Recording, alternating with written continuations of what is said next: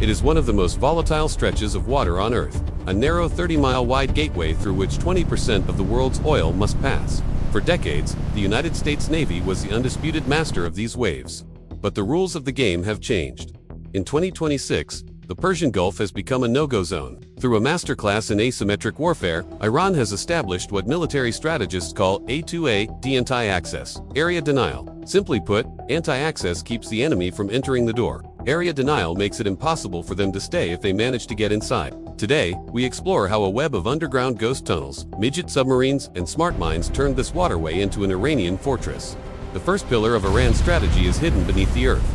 From the Persian Gulf to the Gulf of Oman, Iran has carved out a network of hardened underground tunnels. They aren't just bunkers, they are active launch pads. These are the stealth launchers. To a satellite overhead, the terrain looks like an empty desert. But beneath the dunes, mobile missile batteries wait.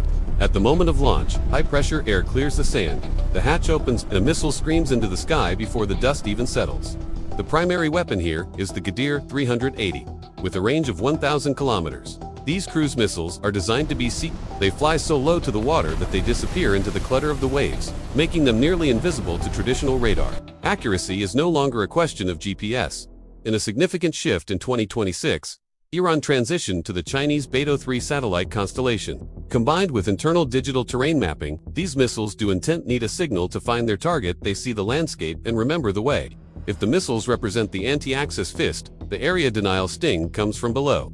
Iran has deployed a fleet of Midget submarines. Developed with technical DNA from North Korea, these vessels are small, quiet, and incredibly difficult to sonar track in the shallow, noisy waters of the strait.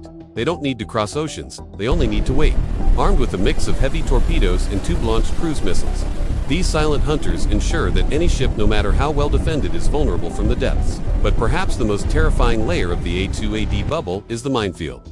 While the world thinks of naval mines as stationary, floating balls from World War II, Iran's arsenal is centuries ahead.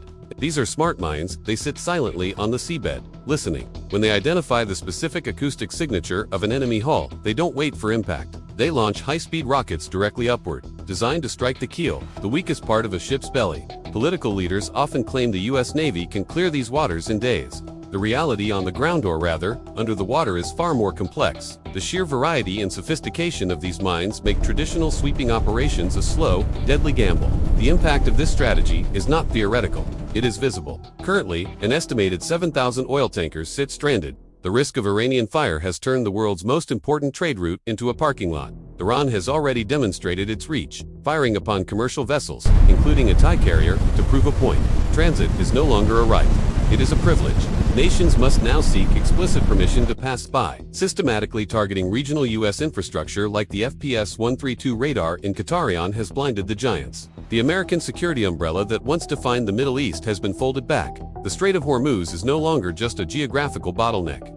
It is a testament to how specialized technology can checkmate a superpower. Iran hasn't just built a defense. They have built a wall, one made of sand, steel, and silence. As the world watches the rising price of oil and the shifting tides of naval power, one question remains. In the age of A2AD, is the era of freedom of navigation officially over?